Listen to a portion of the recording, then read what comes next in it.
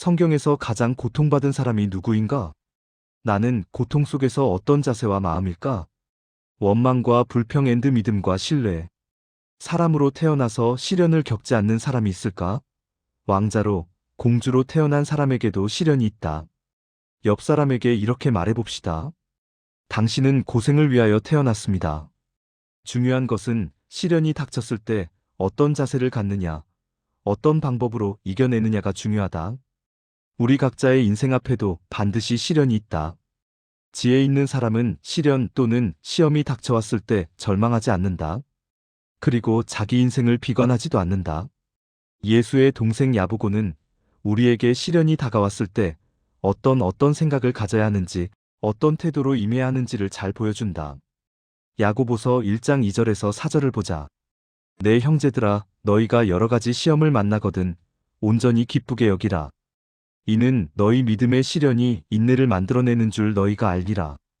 인내를 온전히 이루라. 이는 너희로 온전하고 구비하여 조금도 부족함이 없게 하려 함이라. 여러 종류의 시험이 있다.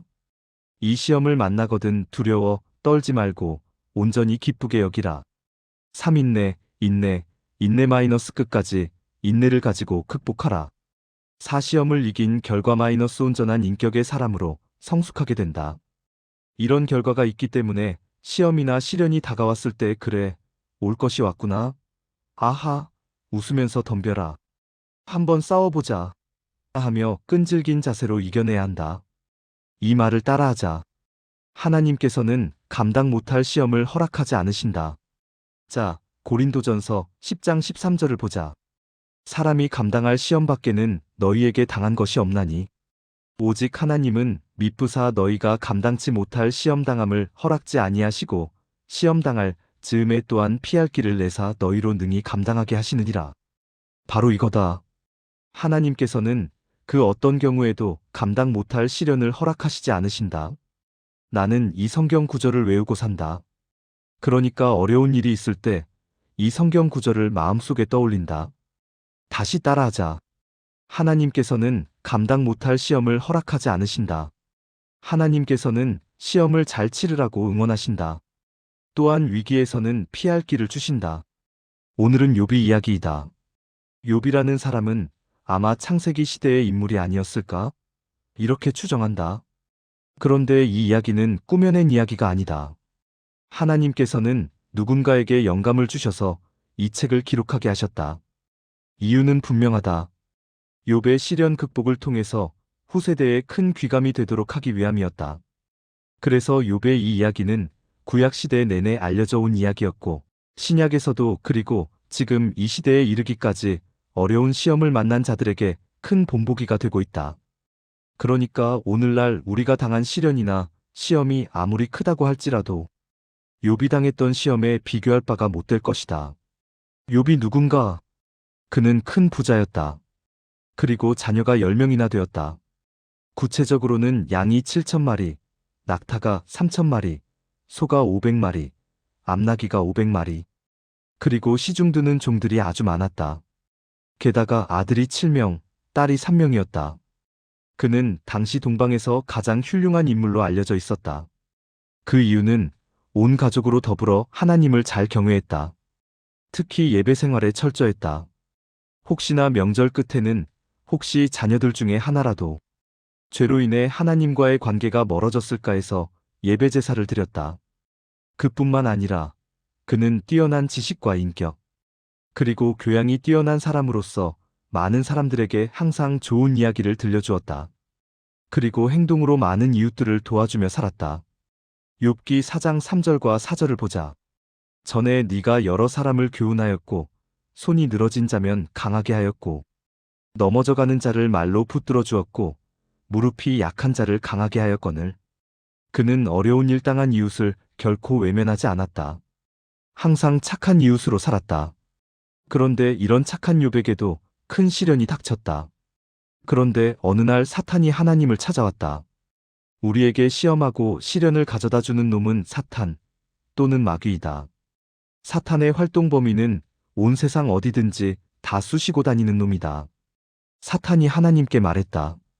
욥이 이렇게 복을 받게 된 것은 까닭 없이 욥기 1장 9절에서 11절을 보자. 사탄이 여호와께 대답하여 이르되 욥이 어찌 까닭없이 하나님을 경외하리이까. 주께서 그와 그의 집과 그의 모든 소유물을 울타리로 두르심 때문이 아니니까. 주께서 그의 손으로 하는 바를 복되게 하사 그의 소유물이 땅에 넘치게 하셨음이니이다. 이제 주의 손을 펴서 그의 모든 소유물을 치소서. 그리하시면 틀림없이 주를 향하여 욕하지 않겠나이까. 사탄은 하와를 유혹할 때부터 아주 교활한 놈이었다. 욥이 까닭없이 하나님을 경외할 리가 있습니까? 그래, 욥은 하나님께서 복을 주셔서 부자가 된 것도 사실이다.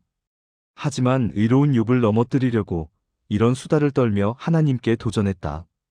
이제 주의 손을 펴서 그의 모든 소유물을 치소서. 그렇게 하시면 틀림없이 주를 행하여 욕하지 않겠습니까?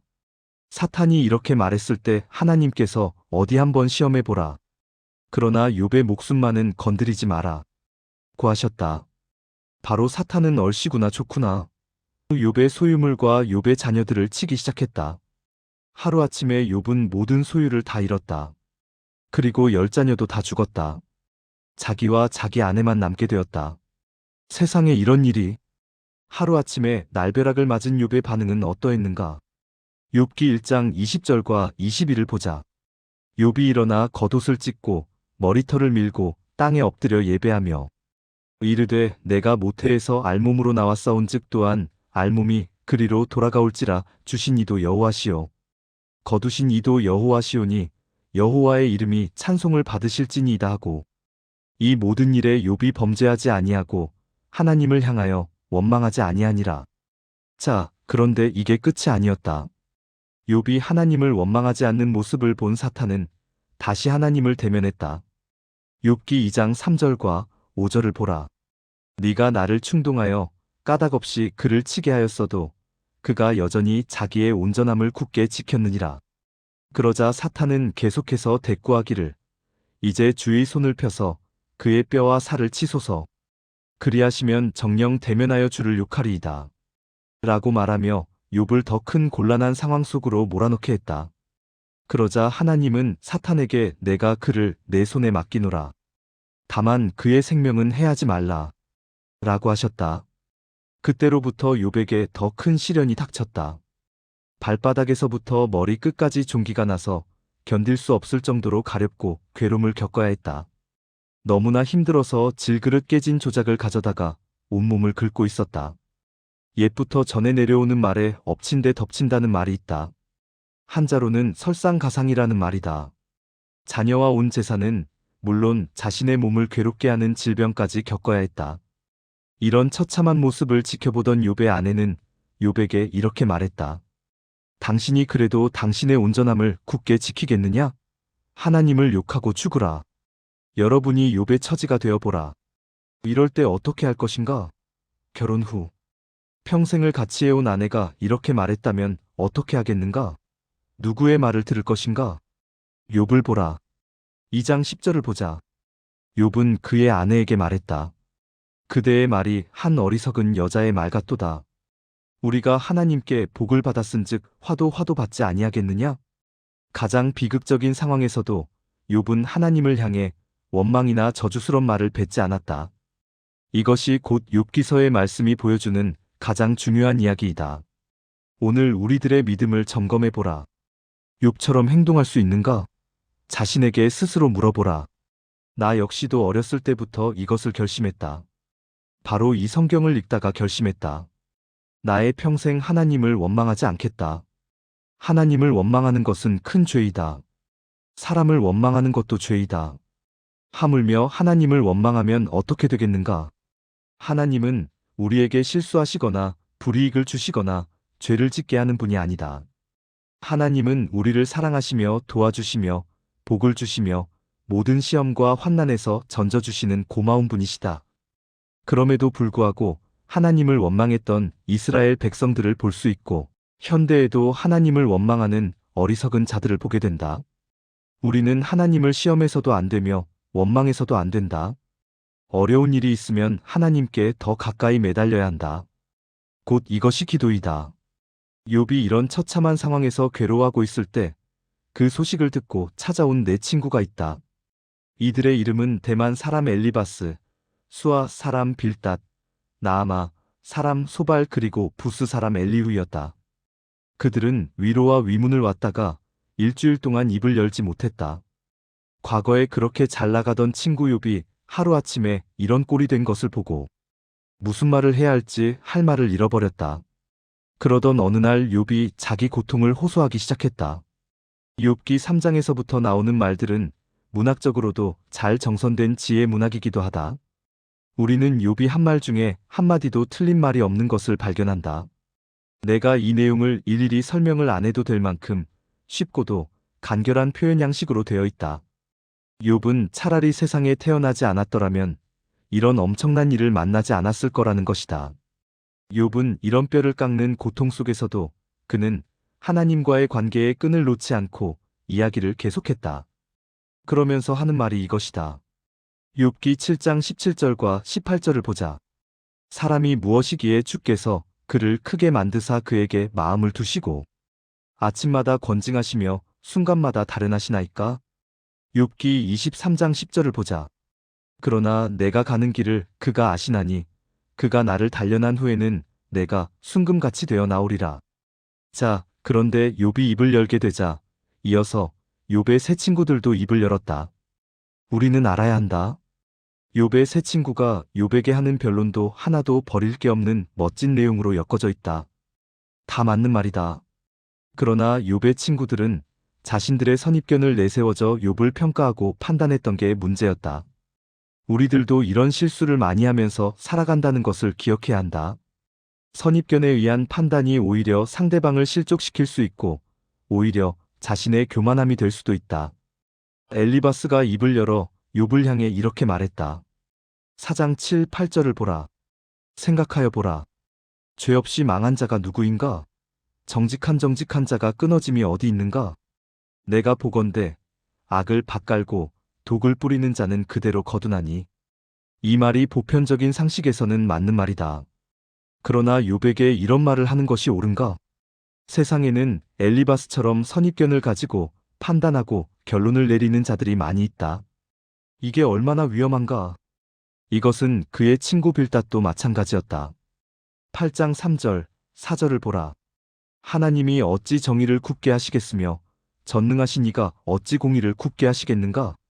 내 자녀들이 주께 죄를 지었으므로 주께서 그들을 그 죄에 버려두셨나니. 이런 말이 일반적인 상식에서는 맞는 말이다. 그러나 욥에게 있어서는, 욥의 자녀들에게 있어서는 어떤 타당성이 있는가? 그들은 욥을 위로하러 갔다가 오히려 욥에게 상처를 주는 말을 하고 있었다. 물론 이들도 하나님을 믿고 하나님의 공의를 믿고 전능하신 하나님께 대한 신앙을 고백하는 사람들이었다.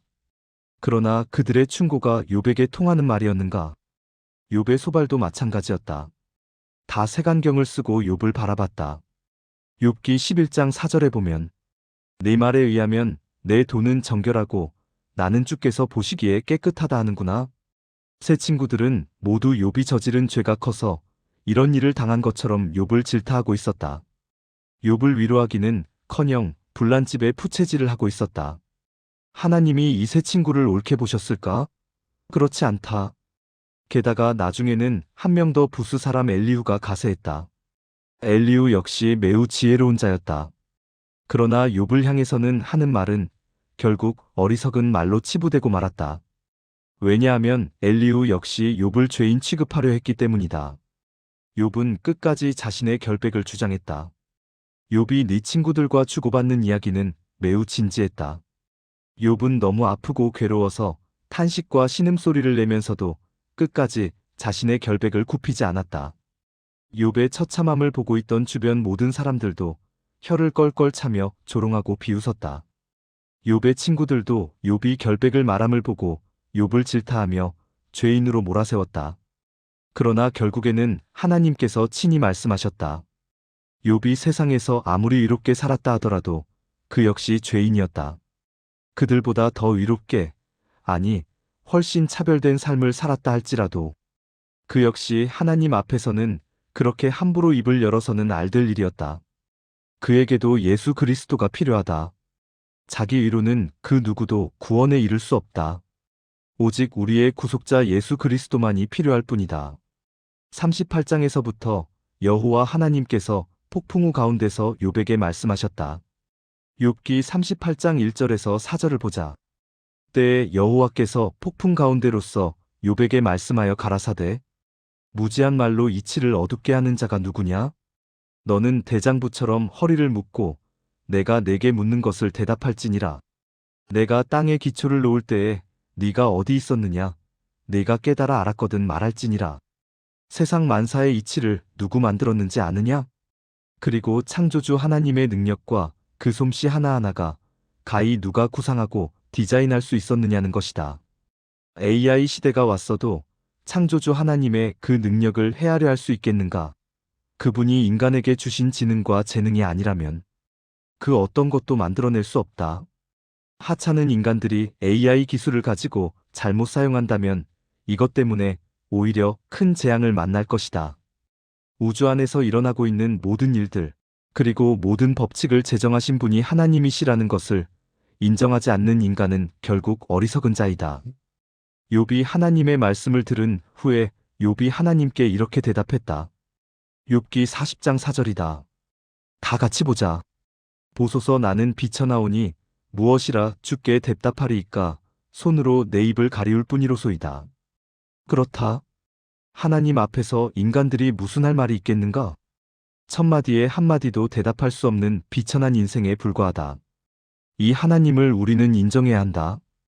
욥이 그 친구들과 주고받은 말이 다 옳았어도 하나님 앞에서 그것을 자랑할 수 있는가? 찬송가 274장에 이런 가사가 있다. 못된 행실 다 고치고 악한 생각 다 버려도 주 앞에서 정결타고 자랑치는 못하리라. 물 가지고 날 씻든지 불 가지고 태우든지 내 안과 밖 다 닦으사 내 모든 죄 멸하소서. 인간의 지식은 미천하다. 역사 속에서 인간들이 써놓은 책들이 이 성경 한 권에 비할 수 있는가? 비천한 인간이여, 입을 다물라. 하나님께서 욥에게 말씀을 마치셨을 때 욥에 이렇게 고백한다. 욥이 여호와께 대답하여 가로되 주께서는 무소불능하시오며 무슨 경영이든지 못 이루실 것이 없는 줄 아오니 무지한 말로 이치를 가리우는 자가 누구니이까 내가 스스로 깨달을 수 없는 일을 말하였고 스스로 알 수 없고 헤아리기 어려운 일을 말하였나이다. 내가 말하겠사오니 주여 들으시고 내가 주께 묻겠사오니 주여 내게 알게 하옵소서. 내가 주께 대하여 귀로 듣기만 하였sap더니 이제는 눈으로 주를 배움나이다. 내가 스스로 하나고 티끌과 제 가운데서 회개하나이다. 욥은 인간적으로 볼 때 흠잡을 데가 없는 의로운 사람이었다. 다만 그도 하나님 앞에서는 역시 죄인일 수밖에 없었다. 따라서 우리 모든 인간은 구속자이신 예수 그리스도가 필요하다. 그의 피를 힘입지 않으면 그 누구도 예외 없이 심판을 받을 수밖에 없다.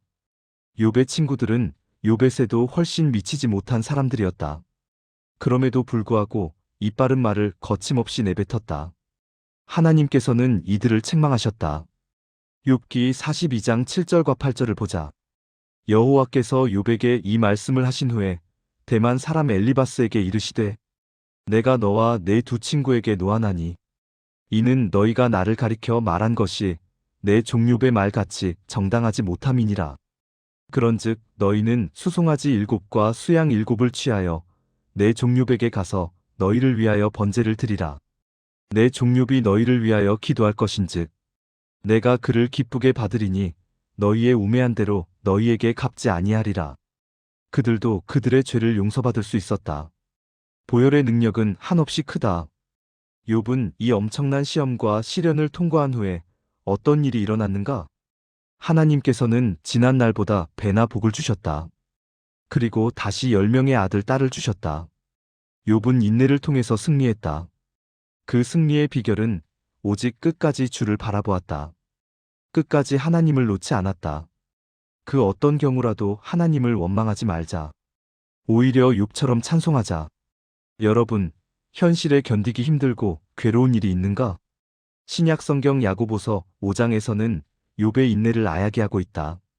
형제들아 주의 이름으로 말한 선지자들을 고난과 오래 참음의 본으로 삼으라. 보라, 인내하는 자를 우리가 복되다 하나니 너희가 욥의 인내를 들었고 주께서 주신 결말을 보았거니와 주는 가장 자비하시고 긍휼히 여기시는 이시니라. 이런 아름다운 신앙을 가족, 교회, 주변의 모든 사람들에게 보여주자. 우리 역시도 끝까지 시선을 여호와 하나님에게서 떼어서는 안 된다. 최악의 상황에서도 우리에게는 최선이 있다. 곧 우리의 구속자 예수 그리스도이시다. 우리의 신앙은 고난을 통해서 성장하게 된다. 즉 신앙 인격자가 되고 또한 의로운 일에 쓰임을 받게 된다. 그러나 이 인내의 과정을 통과하지 못한다면 인생 실패자가 되고 아무런 열매도 맺지 못하게 될 것이다. 그러나 끝까지 견디는 자에게는 구원이 있고 또한 하늘의 상이 있다.